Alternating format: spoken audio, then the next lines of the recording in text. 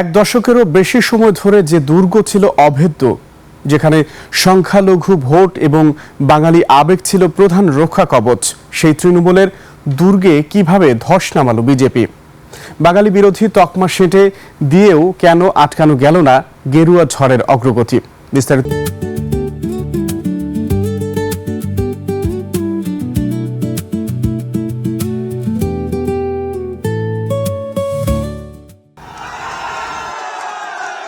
রাজনীতির ময়দানে লড়াইটা ছিল অসম। একদিকে মমতা বন্দ্যোপাধ্যায়ের দীর্ঘ ১৫ বছরের শাসন, অন্যদিকে বিজেপির সর্বশক্তি দিয়ে আক্রমণ। কিন্তু শেষ রক্ষা হলো না। যে দুর্গ ভাঙা অসম্ভব বলে মনে করা হচ্ছিল, সেখানেই ফাটল ধরিয়ে দিল বিজেপি। একটানা ক্ষমতায় থাকায় দলের নিচুতলার নেতাদের সিন্ডিকেট রাজ এবং দাদাগিরি সাধারণ মানুষকে অতিষ্ঠ করে তুলেছিল। ২০২১-এর জয়ের পর সংশোধনের সুযোগ থাকলেও তা না হওয়ায় জনরোষ বেড়েছে কয়েক গুণ। যদিও মিস ব্যানার্জির এছাড়া লাগামহীন দুর্নীতি ডুবিয়েছে মমতাকে।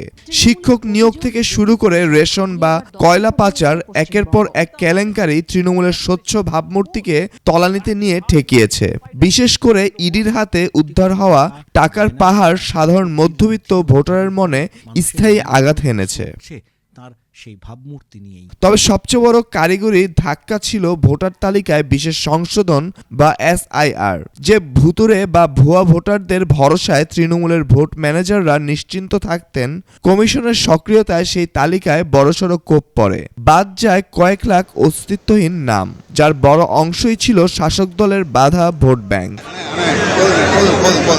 নির্বাচন কমিশনের কড়া নির্দেশে রাজ্য পুলিশের হাত থেকে কার্যত ক্ষমতা কেড়ে নেওয়া হয়। মুখ্য সচিব থেকে নিচুতলার ওসি পর্যন্ত গণবদলিতে প্রশাসনের উপর তৃণমূলের নিয়ন্ত্রণ শিথিল হয়ে পড়ে। বিজেপির তুষণ বিরোধী প্রচার আর প্রতিবেশী দেশ বাংলাদেশের অস্থির পরিস্থিতি, এই দুইয়ের মিশেলে হিন্দু ভোটারদের মধ্যে এক প্রকার নিরাপত্তাহীনতা দানা বাঁধে। বিজেপি সেই আবেগকেই সুকৌশলে বাক্সে বন্দী করতে সফল হয়েছে। নাইম আহমেদ, ডেস্ক রিপোর্ট, ২১শে টেলিভিশন।